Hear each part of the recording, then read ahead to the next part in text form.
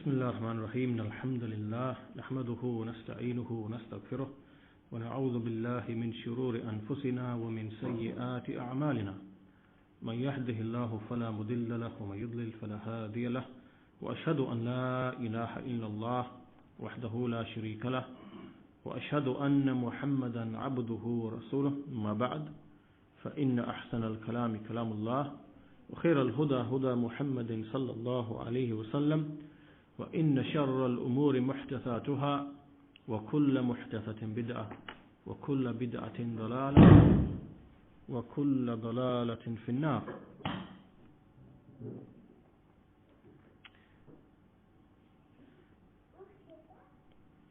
In the previous lesson, we looked at a passage in At-Tahaawiyyah's creed which dealt with the eternality of Allah's attributes. The fact that Allah subhanahu wa ta'ala has always been described with His names and attributes such as Al-Khaliq, Al-Raziq, and so on and so forth, and that He never acquired these names after creating the creation. So He was Al-Khaliq before He created the creation. He was Al-Razaq before He gave providence and sustenance to the creation. And so At-Tahaawi had 7 or 8 sentences or phrases in which he conveyed this meaning. And when we were discussing this subject in the previous lesson, we looked at a number of different positions that were held by different groups. So we mentioned from them, and we're talking here about the relationship of Allah's names and attributes to His creation. What is the relationship of Allah's names and attributes to His creation? And we said that there were 3 different groups. First of all, we have the Jahmiyyah and the Mu'tazila. Then we had the Ash'aris and the Maturidis. And then we have Ahlul Sunnati wal Jama'ah. And we explained each of those 3 positions. And we're going to come back to that in a short while, inshallah. But today, if you remember in the last lesson, we said that we were going to look at another issue, which is what we call At-Tasalsul, which means At-Tasalsul, which means well, there's different ways we can translate it in English. One of the words that we can use is an endless chain of events. An endless chain of events. Another word that's commonly used is an infinite regress. Infinite regress. But I think an endless chain of events is probably a more simpler and easier one to use and to understand. An endless chain of events. And now the Sheikh is going to discuss, Sheikh Salih al-Sheikh is going to discuss this issue. And so what I want to do first is just again, because when we try to grasp the subject of Allah's names and His attributes and the views and the positions of the Jahmiyyah and the Mu'tazila and the Ash'aris and the Maturidis and that of Ahlul Sunnati wal Jama'ah, and we need to understand where each group is coming from and why they are saying what they are saying and why they are holding the position that they are holding and so on and so forth. So we've got to really tie everything together so we can see the overall complete picture. So if you remember in the last lesson, towards the end, I believe it was in the question and answer session, we mentioned the fact that all of the Ahlul Kalam, they founded their belief with respect to Allah's names and attributes upon a proof, a rational proof, an intellectual proof that they wanted to use in order to demonstrate that the universe has a beginning, is originated, has a beginning, and therefore they argue, it has an originator and a creator. And so they used this proof against the atheist philosophers and the opposers to the religion of Islam. And so we mentioned this proof in a nutshell. And we said that the way they argued, and this proof was taken from the Jews and the Christians and the Sabaean star worshippers, because these were some of the civilizations that were present at that time. And these civilizations, the Jews, the Christians and the Sabaean star worshippers, they had been affected by Greek philosophy and the language and terminology of Greek philosophy. And so they had already been speaking about belief in Allah with the type of language that the Ahlul Kalam from Islam, that they would later on start to use as well. And so anyway, so this proof was adopted and used in a crude form, in a simple form, by Al-Jahm bin Safwan. And he had taken it from Al-Ja'ad bin Dirham. And this later went to the Mu'tazila and then to the Ash'aris and the Maturidis and so on and so forth. So this proof, really, as we said, basically what they argue is that because we see things having attributes and qualities in them, everything has a quality or an attribute, at least something of the qualities and attributes. And we mean here things like width and height and breadth and depth and color and taste and smell and all these things that you find, and even temporary things that happen to things like, a person might be ill and sick and have a headache and he might change color. These are all temporary, what we call a'rad. These are incidental, temporary qualities and attributes that people go through. So what they said was that when we look in the universe, we see there's only two types of things.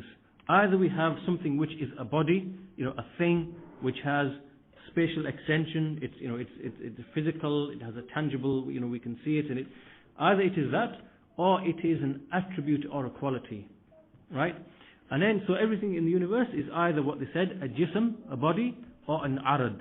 An arad meaning an attribute, or an incidental attribute, which is like a non-permanent attribute, okay? So meaning the qualities in things, they are a'rad, the plural of arad.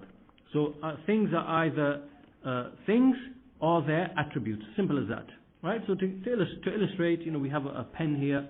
This pen, we can see it has spatial extension, it has breadth, width, height, depth. We can describe its texture, we can, and so on and so forth. So everything we can look at is a thing with its qualities. So then they said that if we look at the qualities and attributes of things, we know rationally that the qualities and attributes of things can't exist on their own, right? So in other words, you can't have the color red without a body in which that color red exists, right? We can't have, likewise, we can't have an illness unless there is a thing or something or a body in which that illness, resides or manifests itself, okay? And so we apply the same thing to every single body or thing that we see in the universe, that the attributes that it has cannot exist on their own. And because they can't exist on their own, right, as I said before, you never see the color green walking down the road, you never see a headache walking down the road, it must be in something. And so because these attributes require a body, and they can't exist on their own, it means that they must have a beginning. They must have had a beginning. They must have had, they are what we call, they are haditha or hawadith. They are events which had a beginning. And then from this step, they moved one step backward and they said that likewise, the things, the bodies as well, which possess attributes and which possess qualities, since they can never ever be free of having attributes, since they are never devoid of having attributes, right? So for example, any object you look at, it simply cannot be devoid of any attributes. It must have something of attributes, right? So any object, like if you look at this top, it's the color red. If you look at anything you look at, it has attributes. And because we've already established that attributes can't exist on their own, right? That they must need something for them to exist, and so therefore this proves that attributes have a beginning. Then they argued as well that anything which has attributes must itself also be originated and have a beginning, right? So anyway, with this basic method of reasoning, they then said that therefore everything in the universe that we see has a beginning, and then this is where you've got to pay attention now, right? Because this is the principle now that they used to connect all of the proof together, right? They said that now we've established that everything in the universe has a beginning, right? It has a beginning. All these things that we see have a beginning. Then upon the principle that an endless chain of events is impossible, right? That means that the universe and everything in the universe has a beginning, right? Because an endless chain of events in the past is impossible, right? Right, so you've got to pay attention to this principle. The endless chain of events in the past is impossible. They needed that principle to connect and tie all of the proof together to prove that this universe actually had a beginning, right? And it had a beginning at a particular point in time, and the one who created it was Allah subhanahu wa ta'ala. Right? But that principle, an endless chain of events in the past is impossible, is what they needed in order to connect all of this proof together. Right, so now this is where the problem begins. This is where the problem begins. Now with this principle that they used, this explains the reason why they held the views that they held. Right, and this is what really ties into the previous lesson when we were discussing the views of the Jahmiyyah and the views of the Ash'aris and the views of Ahlul Sunnati wal Jama'ah. So let's recount them again, let's mention them again. So if you remember, we said that the Jahmiyyah and the Mu'tazila, they said that Allah never had any names and attributes. Allah doesn't have names and attributes, because that's their position, right? That's their view. And so the way they explain it is that when Allah created this creation, so when Allah created, and then when Allah, gave sustenance to this creation, when He showed mercy to the creation, when He showed forgiveness to the creation, it is then that the creation named Him with those names. So His names came to be when He created the creation. So He became the creator when He created the creation. He became the provider when He provided for the creation. He became the forgiver when He forgave the creation. And it was the creation who named Him with His names, and these names are created. And likewise, Allah also had these attributes of creating, providing, sustaining, being merciful, being forgiving, being so on and so forth, right, when He created the creation. But these attributes are not attributes He possesses, meaning in terms of that His essence is described with them. Rather, His attributes are just, like when we say Allah's mercy, we don't mean that there is an attribute with Allah which is mercy. Rather, all it simply means is the mercy that we find manifested in the creation. Do you understand? So in other words, because their view is that Allah cannot be described with attributes. If we describe Allah with attributes, it means there are multiple gods with Allah. This is a false reasoning they had. So in order to explain what is Allah's mercy, what is Allah creating, what is His attribute of creation, what is Allah's forgiveness, what is Allah's power, and what is it? They explained it to mean it is just what we see in the creation of these things. We see mercy, manifested in the creation. That is Allah's mercy. That is attribute. Right? Not that it's an attribute of His essence, but we can say it's an attribute to His, even though it's something created and external and separate from Him. Right? So this is what the Mu'tazila and the Jahmiyyah, this is what the general explanation that we find in their particular direction. So what they say is that Allah acquired names and attributes when He created the creation. So then all these meanings came to be, and the creation named Him as Al-Khaliq, Al-Razaq, and so on and so forth. That was the first view. And again, the reason why they say this is because, remember, the principle, an endless chain of events is impossible. Right? So Allah can't be eternally one who is the creator. Right? Because that means if Allah's always been creating, it's an endless chain of events. Do you understand? Right? So they can't affirm names for Allah, and they can't affirm attributes for Allah, and going into eternity in the past. And as for the Ash'aris and the Maturidis, they said that Allah has always been named with names and with attributes, but the effects of those names and attributes only manifested themselves when He created this creation, because they believe that this is the only creation that Allah ever created. He only ever created. There's only this universe, this one universe, and this is the one universe that He created. So even though Allah was eternally Al-Khaliq, the creator, Al-Razaq, the provider, Al-Rahman, Al-Rahim, Al-Malik, and so on and so forth, all of these are the names, the effects of those names only manifested themselves and only showed themselves when He created this creation. Do you understand? So meaning there was never ever any instance of mercy shown by Allah before He created this creation. And the same can be said about all of the other names and attributes. So this is what their view is. And again, for the same reason is that they say that an endless chain of events in the past is impossible.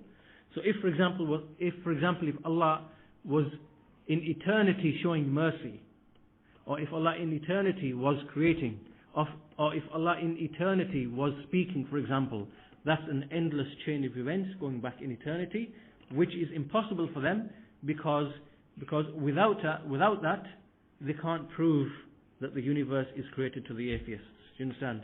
right? So they need to remain consistent with that principle in order for their proof to the atheists that, you know, the universe is created and has a creator, for it to, you know, hold water and you know, to remain consistent. So for that reason they said that Allah, although Allah was eternally one who, you know, was the creator, provider, sustainer, the one who shows mercy, the one who, you know, gives life, takes life, and so on and so forth, that it only manifested itself when He created this creation. And we said that this view is false, and it's like saying, for example, that when we say about a man that he is merciful, yet we have never seen ever in the entirety of his life a single instance or a single display of mercy from him. So how then have we called him, you know, merciful? Or likewise, if we say that a man is generous and kind, yet we've never ever seen a single instance of kindness and generosity in his whole life ever, how then have we named him to be kind and generous? It's impossible, right? So if we say someone is kind, then there must be a manifestation of his kindness. If we say someone is, you know, merciful, there must be some manifestation of mercy having come from him, as a result of which we say that he is indeed merciful and kind. So this is impossible. So this view of the Ash'aris, all they're really trying to do really is to kind of patch up and to make everything consistent with that proof of theirs. This is false.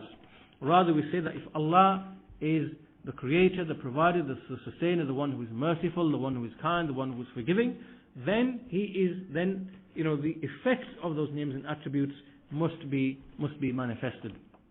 So anyway, that was the view of the Ash'aris and Maturidis. And as for the view of Ahlul Sunnati wal Jama'ah, if you remember, we said that we believe that Allah subhanahu wa ta'ala has eternally been with all of His names, eternally been with all of His attributes, and because He is the doer of whatever He wills, as Allah says, فَعَالٌ لِمَا يُرِيدُ, Allah is the doer of whatever He wills, then we, upon the evidence in the book and the Sunnah, then we believe that Allah has, you know, from His attributes are those which are what we call muta'addi, as in they are transitive. They mean there are some attributes which require another object, right? For example, to show mercy, then there has to be something to which mercy is shown. This is what we mean, that some of Allah's names are muta'addi, meaning that they are transitive, they need another object for the meaning to be complete. This is what we mean by transitive. And so Allah has many names which are transitive, meaning that they need another object for them for the meaning to be complete, like creating, for example, like forgiving, for example, like giving life and taking life, for example. All of these are what we call transitive names. And so Allah has eternally been described with all of His names, including these transitive names, like the creator and the provider, and the one who gives life and the one who takes life, and the one who forgives, and the one who is kind and generous, and so on and so forth. So for that reason, we believe that the effects of Allah's names and the effects, the athar of Allah's attributes have always been manifested, have always been shown. And for that reason, we do not believe that this creation, based upon the evidence in the book and the Sunnah, that it is permissible, it is yajuz, that there are many other creations which Allah created, and that Allah's names and Allah's attributes have always been manifested, and there was never a time when any of His names and attributes were not manifested. Right? So this is different to the belief of the Ash'aris and the Maturidis, because again they are relying upon that principle. An endless chain of events in the past is impossible, and this principle is false. It is false because Allah is eternal, His names are eternal, His attributes are eternal. Therefore Allah has eternally been the one who speaks if He wills, and the one who creates if He wills, and the one who forgives if He wills, and the one who provides sustenance if He wills. And He has eternally been like that. For that reason we say that an endless chain of events in the past is possible. It is possible, it is permissible. There's nothing wrong with that. Just like an eternal chain of events in the future is also possible. You know, Allah will always eternally be the one who creates, provides, sustains, and so forth. So this is how we believe in this particular issue of Allah's names and attributes, and how it relates to His creation. Right? So can you see, from this you should really understand the difference between the view of Ahlul Sunnati wal Jama'ah Right? We are basing our view purely upon the Quranic texts and the hadith of the Messenger sallallahu alaihi wasallam. But as for the Ahlul Kalam, because they have devised a false, corrupt proof, for which they need a false premise in order to connect the proof and make it valid, then they have to take a certain position towards Allah's names and attributes. And this is the reason why they are led to say what they are saying, or whether they are the Jahmiyyah or the Mu'tazila, or whether they are the Ash'aris or the Maturidis. Right. So now that we've got this clear, now that all of this should be inshallah clear to you, we're going to see what Sheikh Salih al-Sheikh has said now. And so we come to this issue of at-tasalsul, which is again a word. The word literally means a chain. A silsila literally means a chain. It's from the same root. So here what it means at-tasalsul means, for example, we say that, to give an example, that for Z to exist there must have been Y, right? And for Y to exist there must have been X, and for X to exist there must have been W, and going back, and so we go back in eternity, right? So we go all the way back into eternity. We just keep going back and back and back. And likewise, because this is tasalsul in the past, fil madi, in the past. Then likewise in the future we say, if there's A, then there must be something after it which is B, and if there's B, there must be something after it which is C, right? And B leads to C, and then C leads to D, and then we go on, keep going on. We never stop. We just keep going on and on and on and on and on, and it never ends. So this is a tasalsul in the future. This is eternal, endless chain of events in the future. So this is the general idea. This is the general concept. And when we look at this concept, so remember, the position of the Ahlul Kalam, who are the Jahmiyyah and the Mu'tazila and the Ash'aris and the Maturidis and other than them, all of their positions on Allah's names and attributes are built around, again, these concepts. So we need to look at this concept and this idea of an endless chain of events and look at the various positions towards it. So there are two different ways to look at it. One way we're going to look at it first of all is with respect to Allah's attributes. At-tasalsul fi sifatillah. Right? Is there, can we say an endless chain of events with respect to Allah's attributes? Right? So the answer should already be clear to you from the introduction. But anyway, when we look at the issue of Allah's attributes, and are there endless chain of events with respect to Allah's attributes, which literally means that Allah's attributes are eternal, then we have a number of different positions on this issue between the various groups. The first position, right, is the position of the Jahmiyyah and the Mu'tazila, a group of the Mu'tazila.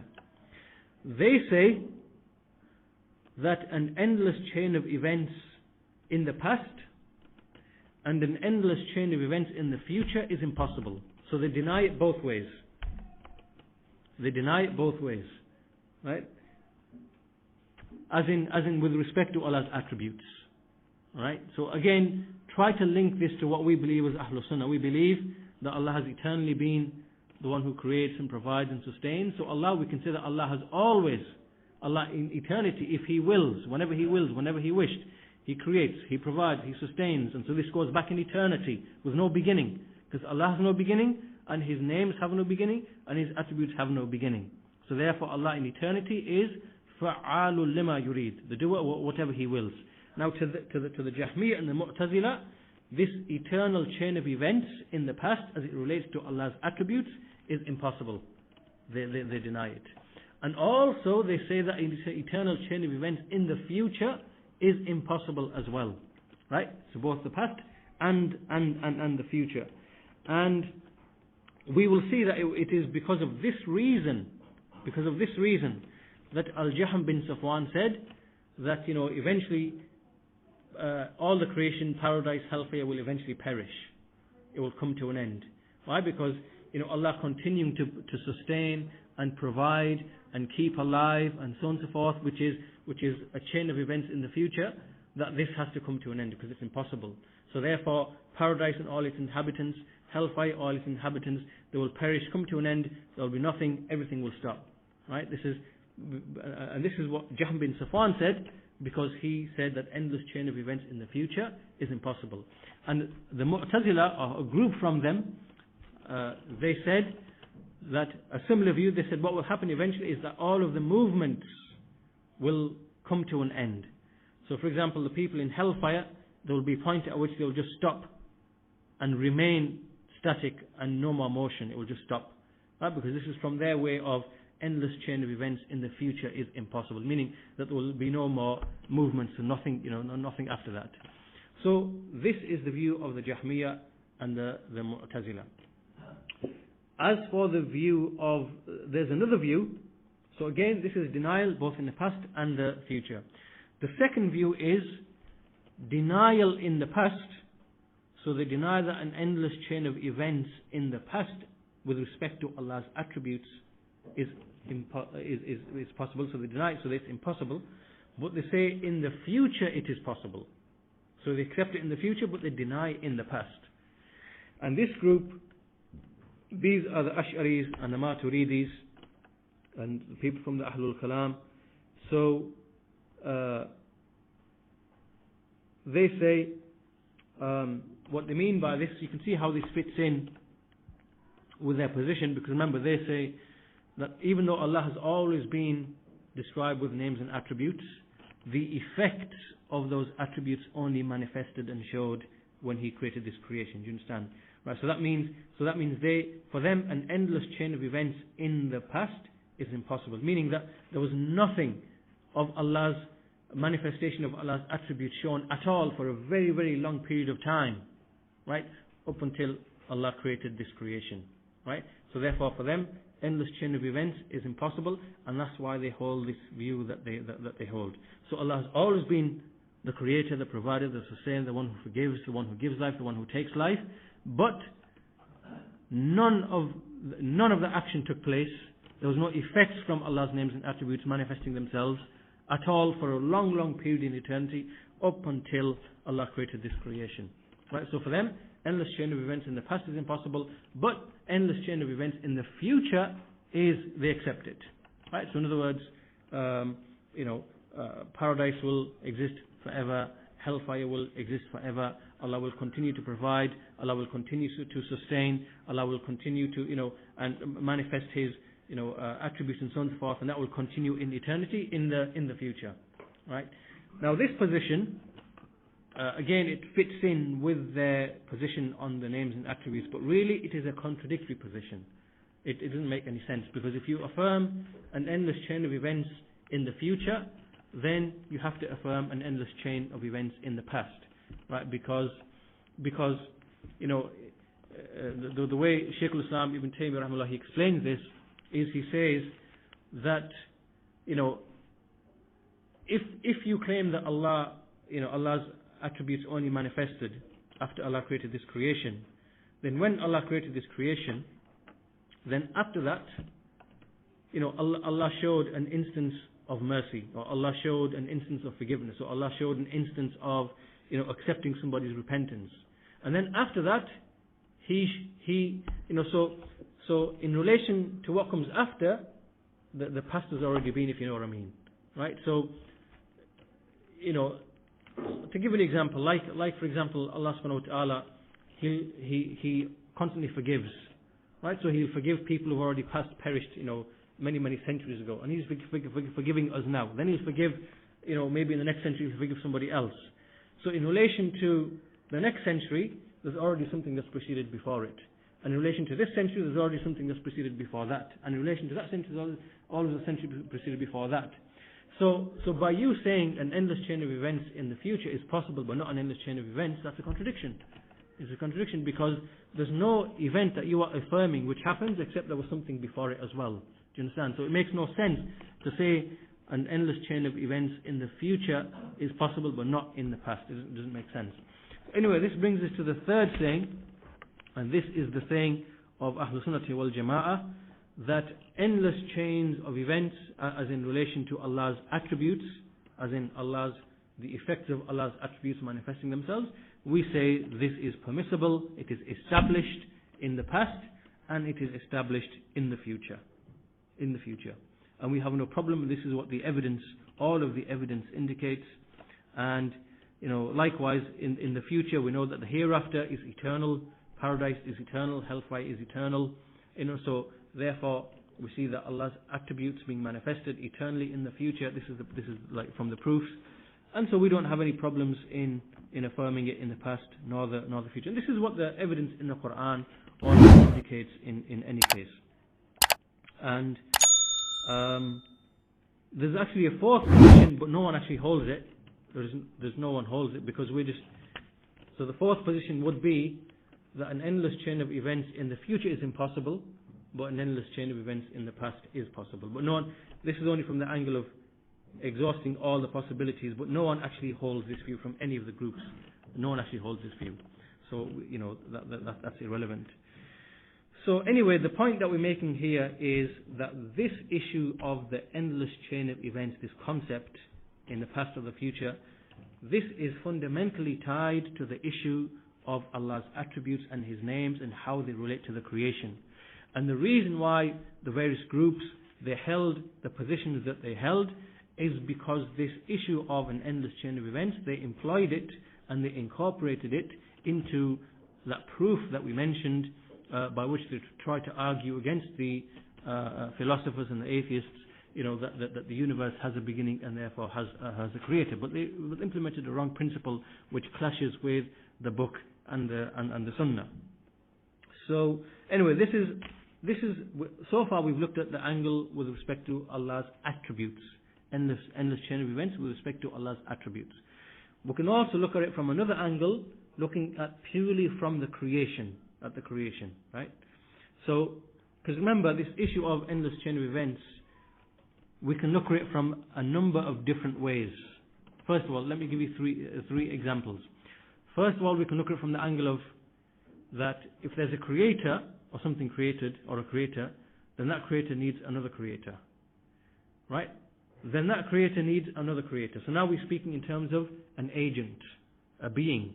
So we're talking an endless chain of beings, right? So again, that's impossible. We don't accept that, right? Because Allah is the originator and the creator. Then we can look at an endless chain of events as it relates to the actions or the attributes. He was speaking about Allah's attributes.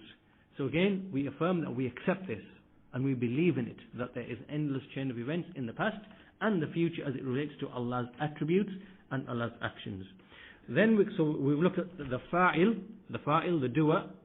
We've looked at the attributes, the sifat, right? So we affirm endless chain of events, past and future for the sifat, but not for the fa'il, because there's only one creator, eternal creator.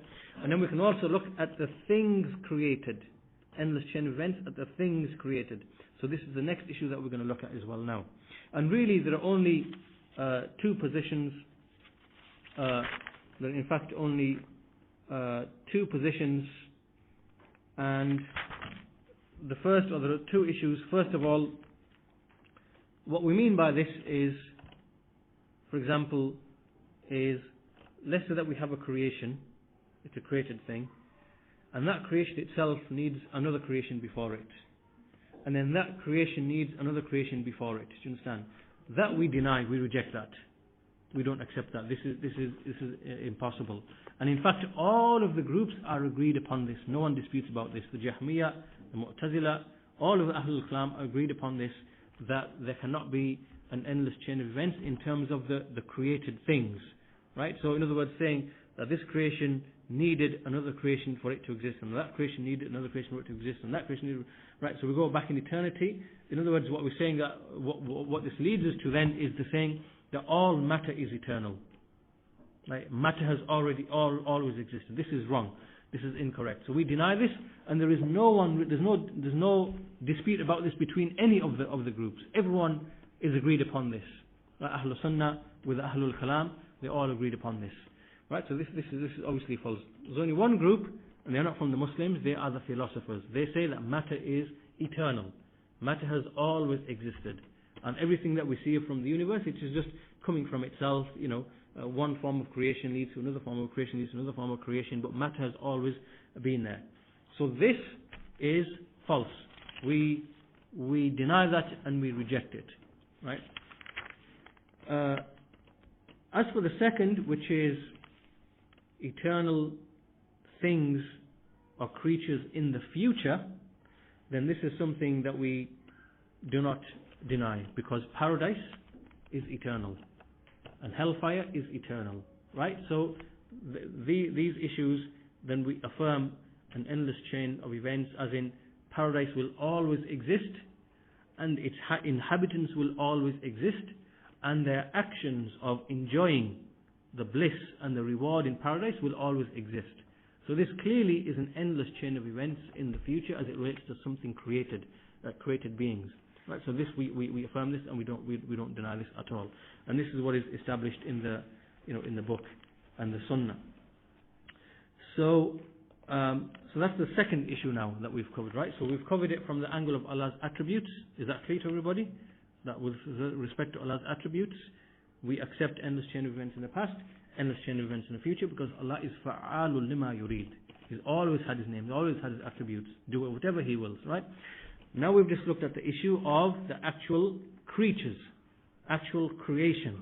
And so we say that an endless chain of events, as in one creation needing another creation before it, then that creation needing another creation before it for it to exist, and that creation, we deny that. Right? Rather, what we say, that if Allah wills, He will create a creation, right? And if Allah wills, He will then create another creation. But there's no such thing as this creation needs another creation for it to exist, and that creation needs another creation. You understand the difference between the two, right? So we're speaking here about the creation itself. There's no such thing as at-tasalsul, endless chain of events, as it relates to the created thing itself, right? So that's the second issue. The third issue now that we're looking at, which is at-tasalsul, it is from a third angle now. It is to do with causes and their effects. Causes and their effects. Cause and effect. Right? So, basically, there are two views to do with cause and effect. And what we mean by cause and effect, for example, is if I was to drink this, if I was thirsty and I was to drink this water, right? Cause and effect. So now my thirst has been quenched and the water was the cause. Right? This is cause and effect. And in the creation, we see, there are innumerable, we can't even count them, causes and effects. Like, for example, fire burns. Put your hand in the fire, then the fire, there's an effect, right? And so, causes and effects are so many in the whole of the creation. Likewise, things like, if you strive and if you work hard, the effect will be that there will be something positive that will come out of it. This is a cause and an effect. So basically, now the reason why this is connected is because, again, some of the innovators, upon that same principle, they denied certain things. So anyway, let's have a look. The first group are people like the Ash'aris and the Qadaris, and they deny cause and effect. They deny cause and effect. Right, and what this means is, I will give you an example. Let's say, for example, I took a stone, and I threw the stone on that window, and the stone was, was quite heavy, quite bulky, and I threw it on the window. Then the glass will break. It will break. We know from experience it will break. Right. What these people say, now what we as Ahlul Sunnah say, we say that the stone has an inherent quality, right? It has an inherent quality and a characteristic, as a result of which it led to the glass breaking, right? So we believe that things have inherent qualities and powers that Allah has put within them. So therefore we can affirm that there are causes and effects, and we can say that the stone broke the window, right? Because we affirm cause and effect. Whereas what these people say who deny cause and effect, they say it wasn't the stone that broke the window.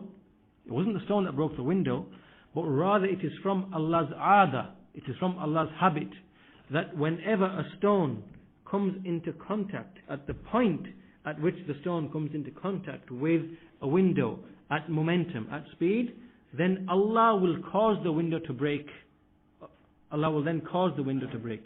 Not that there is actually a cause and effect in operation. Do you understand? Likewise, if someone was to put the hand in the fire, Right? So in other words, they would say that the stone didn't break the window. Rather, Allah created the breaking of the window, and He made it to coincide with the stone, meeting the window at momentum, at speed. Right? So this is what they say. And they apply this to every single thing, every single cause and effect. So for example, when you have your meal tonight and you feel satiated, you no longer feel hungry, it wasn't the food that removed your hunger. Rather, when you happen to eat the food, then Allah created the removal of the hunger and to make it coincide with your action of taking food. Do you understand? So what they're trying to do is, what they're essentially trying to do is to ascribe to Allah every single thing as they see it. All power belongs only to Allah, but in a way which is incorrect. By denying cause and effect, this is wrong, because we believe that Allah has put inherent qualities in things. So we can say the fire burns. We can say that the food removes hunger. We can say that the water quenches the thirst, because Allah has put within it inherent qualities. So Allah is the creator of all things, but He put within the water inherent qualities and characteristics which lead to certain effects. So Allah is the creator of the cause, and He is the creator of the effect. Right? Allah created the cause. The cause here is the water. He created it, and He gave it inherent qualities and characteristics, and He made it to be a cause. He made it to be a cause. So still, Allah is the cause of all things. And when we drink water and the water removes our thirst, then we can say that water removed our thirst, because Allah made it to be like that. Whereas what the people who deny cause and effect, what they are saying is that Allah makes the effects to be created at the point when the action coincides. So for example, when you drink the water, then Allah will simultaneously create that effect of the thirst being removed. Do you understand? So in other words, they are denying cause and effect. They are denying that things have inherent causes and inherent effects. This is the position of the Ash'aris, also the view of the Qadariyah, and also Ibn Hazm. He also held this view as well. So is that clear to you? Is that clear? And as for the position of Ahlul Sunnati wal Jama'ah, which is that we say that causes lead to their effects, and they do this in an endless way. Right? Meaning that they will always lead to their effects. Do you understand? So we affirm this as a matter of like tasalsul, as in an endless chain of events, because Allah says, as the Shaykh mentions here, فَلَنْ تَجِدَ لِسُنَّةِ اللَّهِ تَبْدِيلًا وَلَنْ تَجِدَ لِسُنَّةِ اللَّهِ تَحْوِيلًا. Allah says you will never find in the sunnah of Allah any alteration, and you will not find in the sunnah of Allah any change. Right? So Allah has created the creation. He has placed within the creation certain causes, and He's tied to those causes certain effects. And this is a continuous affair. It always continues and will remain. Just like in paradise, there will be causes and effects. Right? We eat food, we drink water, we drink honey, we drink the wine that does not intoxicate, and it will have a certain effect. Allah has made it to be like that, and that will be for eternity. Right? So in terms of cause and effect, we believe in at-tasalsul, the endless chain of events with respect to cause and effect, and that it exists in Allah's creation, and that obviously we don't believe that the water in and of itself, of its own accord, independently removes your thirst. Rather, we say Allah has put that quality within it, but we do affirm that there is an inherent quality within it. Do you understand? So this is the view of Ahlul Sunnah, that we believe in causes and their effects, and we believe Allah created the causes and their effects, and He tied the causes to the effects, and that this is something in which there will be tasalsul, as in like an endless chain. It will always continue. An example clearly is that of paradise, and so this is the third angle from which we look at the issue of at-tasalsul. Right, so is that clear? Is that clear? Any questions about that? Clear? Okay. So anyway, this ends the discussion of at-tasalsul. Right? So we look at it from three different angles. First angle was from what? Allah's sifat, attributes. And what do we believe about that? Yeah, in the past and the future, we affirm that, because Allah is eternal, always existed, and He will, continue to manifest His attributes just as He has always manifested His attributes in what has passed. And the second aspect that we looked at was from the angle of what? That the creation itself. And what we mean here is not, because remember, we already believe that from the point of view of Allah subhanahu wa ta'ala, if He wills to create a creation, He will create a creation. If He wills to create another creation, He will create that creation. Right? That's clear, we're already clear about that. What we're speaking of here now is a creation needing another creation before it. Then that creation needing another creation before it. That tasalsul, that endless chain of events in that manner is false. We don't believe in that, because that would mean an eternal universe. It would mean matter which is eternal. We obviously we don't believe that. We believe that everything besides Allah has an origin. And that was the second angle. So we said that in the past it's impossible, but in the future it is. Remember the second one that we were talking about the creation. In the future it is possible, yeah, because paradise is eternal, hellfire is eternal, paradise is eternal, right? It will always remain, it will continue to exist, but nothing in the past. We don't say in the past that any one particular thing has always been in existence for eternity. Do you understand? That's impossible. That's kufr. That's disbelief. But in the future, paradise always exists. Hellfire always exists. Right? And the third angle we looked at was from the angle of what? Cause and effect. Right? Which is, it's the cause and effect. And so we said that we believe, first of all, we believe in cause and effect, that Allah has put inherent causes and effects in the creation, and we believe that that in this issue that there will be, like endless chain. It will continue, meaning that there will always be cause tied to the effect. It will be a continuous thing and continue in the future, in eternity. An example we gave is that of paradise. Obviously, there are causes and effects in paradise, and Allah has created them like that, and they will continue in the future for forever. Okay, so that ends the discussion of at-tasalsul. We have a few more points then to finish off, because remember we're still looking at the same passage. We are still looking at the same passage when at-Tahaawi is discussing the eternality of Allah's attributes and how He never acquired any attributes after creating the creation. So there's one or two more issues here that the Shaykh mentions here. From them is that we see that at-Tahaawi says in his creed, وَكَمَا كَانَ بِصِفَاتِهِ أَزَلِيًّا. He says that just as Allah was بِصِفَاتِهِ. Now pay attention to the fact that he used the particle ba. The particle ba, وَكَمَا كَانَ بِصِفَاتِهِ. That just as Allah was with His attributes. The word ba is significant because there is a difference between the way we speak about Allah's attributes and the way those who deny His attributes, the Mu'tazila, the way they speak about His attributes. Right? So what we say is, whenever we speak about Allah's attributes, we say Allah with His knowledge. Right? Allah with His power. Allah with His mercy. Whereas what the Mu'tazila say is that they use a different particle. They use the letter waw. They say Allah and His mercy. Allah and His knowledge. Allah and His power. And Allah and His will. Right? So they use the particle waw. Allah wa qudratuhu. Allah wa ilmuhu. Allah wa, and so on and so forth. We say Allah bi ilmihi. Allah with His knowledge. Allah with His knowledge.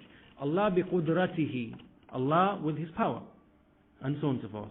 And the reason is because the Mu'tazila, they distinguish between Allah and His attributes, and they raise an issue. They say, is an attribute the same as, are Allah's attributes Allah, or are they different? Do you understand? They raise like a technical issue. Is the attribute, like for example, when I say, so and so is generous, Ahmed is generous, right? When I say Ahmed is generous the same thing as Ahmed? And is Ahmed the same thing as generous? Or is generous something separate from Ahmed? And is Ahmed something separate from generous? Right? This was an issue that the Mu'tazila raised in order to try to confuse people and try to argue for the rejection of the attributes. So remember, they don't affirm Allah's attributes. So they had two ways of dealing with it. One way was to say, Ahmad and generosity is the same thing. You get it? So in other words, they're leading to the Allah's attributes are the same thing. Allah's mercy is Allah. Allah's ilm is Allah's essence. Do you understand? Right? So we don't have any separate, distinct attribute. Allah's power, Allah's qudra, well, it is Allah. It is Allah's essence. There's no difference.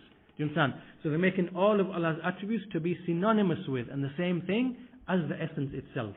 Right? That's one way that they try to tackle the issue of denying Allah's, or they try to establish their denial of Allah's attributes. The other way was to say, well, actually Allah's ilm is other than Him. Allah's mercy is other than Him. Allah's creating is other than Him. Allah's forgiveness is other than Him. Right? So now they make the attribute something separate from Allah, but just to be something which is manifested in the creation.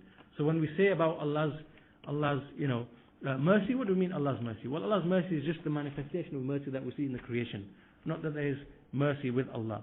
So this is why the Mu'tazila say Allah wa rahmatuhu, Allah and His mercy, Allah wa ilmuhu, Allah and His knowledge, Allah and so on and so forth, because they made a distinction. Whereas what we say is, we say Allah bi'ilmihi, because the particle ba, it means musahaba, it means like, that one thing is tied and accompanies the other. So Allah with His knowledge, that's what we say. Allah bi'ilmihi, Allah biqudratihi, Allah bimashi'atihi, Allah with His knowledge, Allah with His will, Allah with His power, and this is how we speak of Allah's attributes. So that's the next issue, and this brings us to an end of this passage. This brings us to an end of the various issues to do with this passage. Inshallah, I think what we'll do, we'll stop the lesson here, and we'll carry on with the remainder, inshallah, in the next lesson. But if there's any questions on anything that's been said in this lesson and the last lesson, because I know that the two lessons are connected, then we can maybe have a small, maybe 10 minutes for that, if anybody has anything, inshallah ta'ala.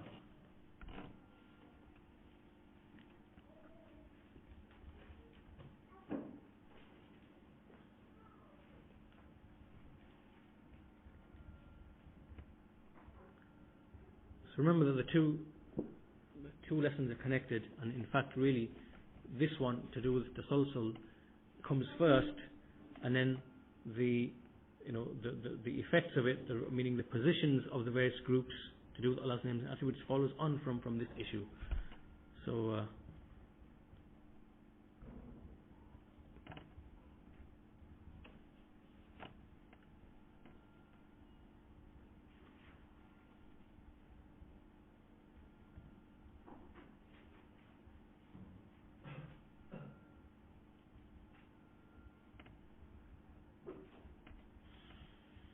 okay, I'll ask you guys questions then.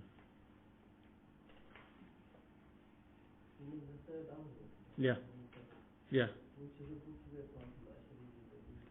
Well, the ones who deny cause and effect are the Ash'aris, Qadariyah, the ones who deny Qadar, and Ibn Hazm followed them in that as well. Ibn Hazm was a 5th century scholar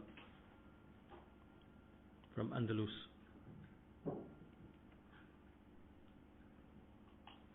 When they deny Qadar, how do they explain? What's the explanation for that?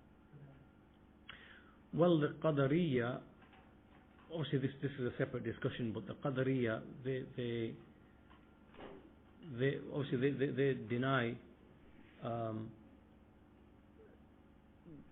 they have an issue which they discuss, which is to do with the inherent qualities in things, right? So for example, they say that man, in order for man to be accountable, right, then he has got to be the creator of his own actions. Right? Otherwise the whole issue of accountability doesn't really make sense. So Allah subhanahu wa ta'ala has no role in willing and creating the actions of the servants, right?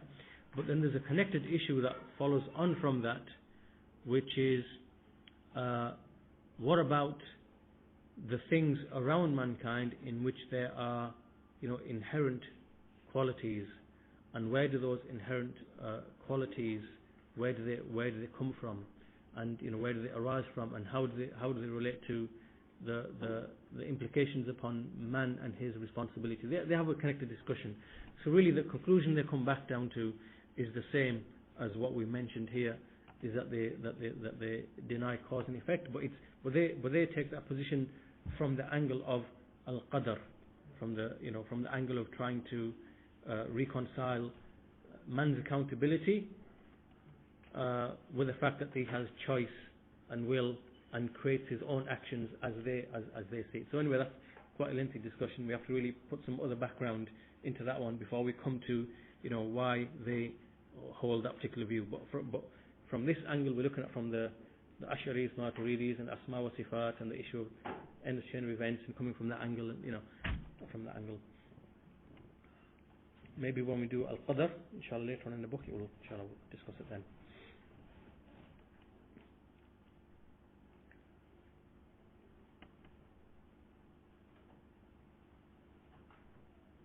Okay then, so from the last lesson then, what were the three different positions towards the attributes, if you remember?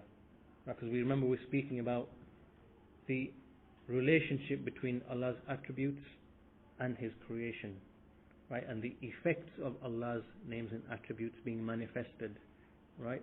So we said there were three positions and three views. So first question is, can anyone just tell me who are the holders of these three views and three positions? I just want to give you the names. Group one.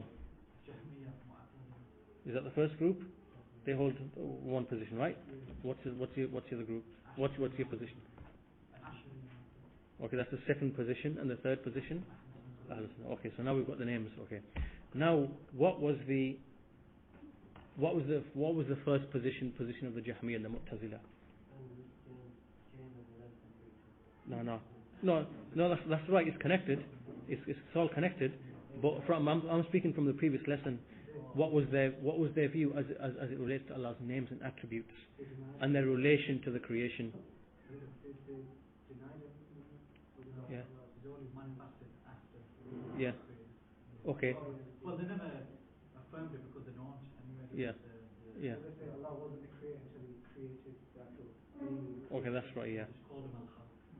Yeah. They don't believe in attributes. But the names of Allah, so they didn't affirm the names or attributes of Allah up until after He created. But what were those attributes to them? Were they actual attributes, or were they just? That's right. Yeah, you got it. Right. So in other words, what is Allah's creating? Was there an act of Allah called creating? No. Rather, Allah's creation is just the creation. Yeah, that's right. Yeah. And likewise with Allah's mercy and whatever. So in other words, to them, Allah was named the creator by, after He created the creation, it's the created name. Right. Okay. The second position was? They affirmed the names and attributes before the creation, but only manifested after this creation. Yeah.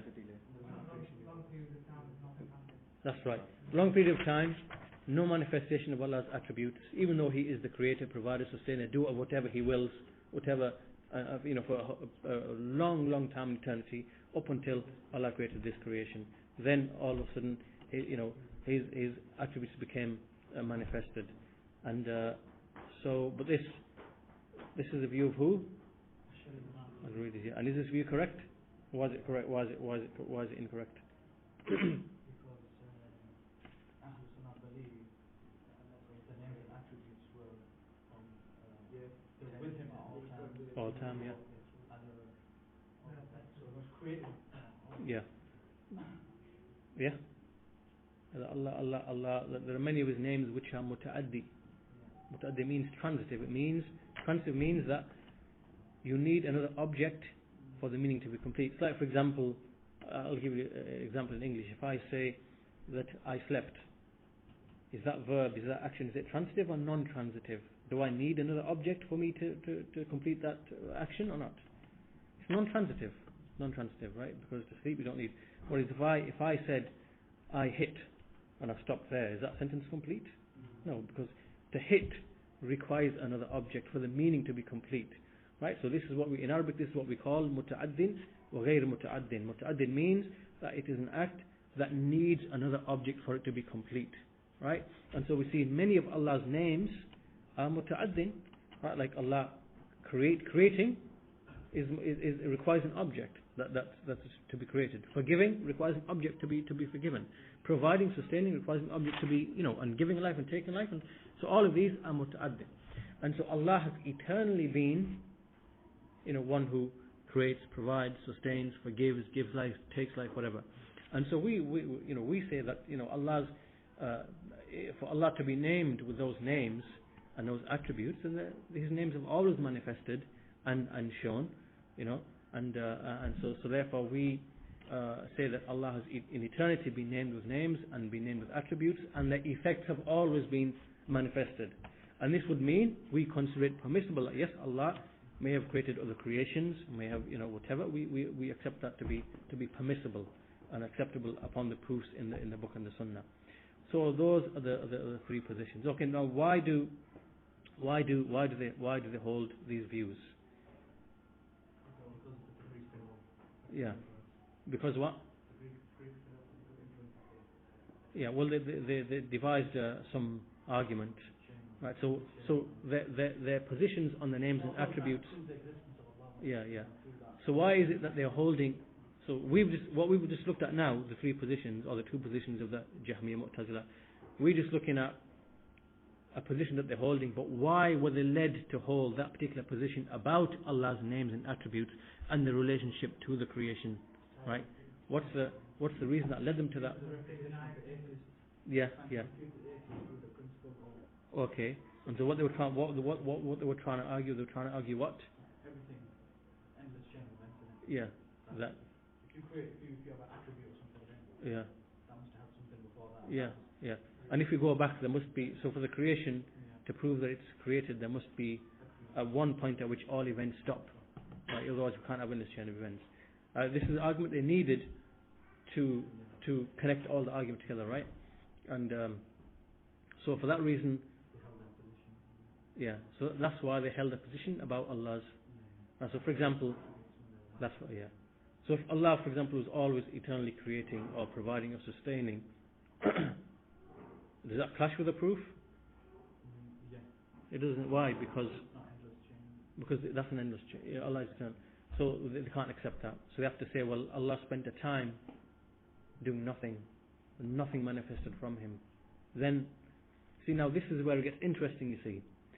Because when these people began to argue in this manner against the philosophers were very smart and shrewd, and they came and said, okay, for a period of time Allah was doing nothing, as you guys claim, and then all of a sudden He decides to create the creation. So what led from the change from that instance to this instance? What led to it? What led to it?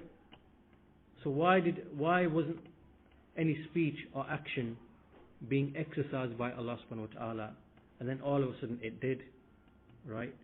There must have been something or some reason or some whatever that led to.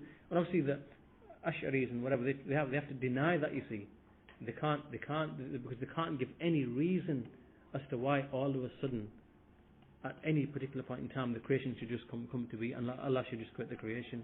Right? There has to be, and so this is really where these people, unfortunately, they open the door for the philosophers to come and attack Islam. And they said, well, your position is ridiculous. This is a ridiculous position. This is logically irrational. You can't even give an explanation to it. And so therefore, in our view, it is stronger to just hold and say that the universe is eternal, rather than hold your stupid view that says for a period of time Allah, did nothing, and then all of a sudden, for no reason whatsoever, there's no reason that they can give. It just, for Allah to be able to speak and act, it was impossible. Then it just became possible for no reason. That's stupid and ridiculous. We can't believe that.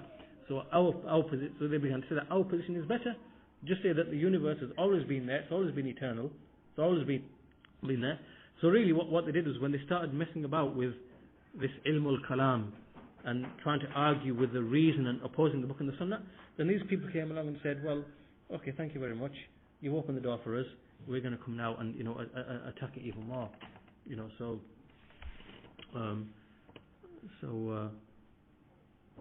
But anyway, so alhamdulillah. So we'll end the lesson there, inshallah, and we'll continue with the rest of this passage in the next lesson. Subhanakallahumma wa bihamdika ashhadu an la ilaha illa anta astaghfiruka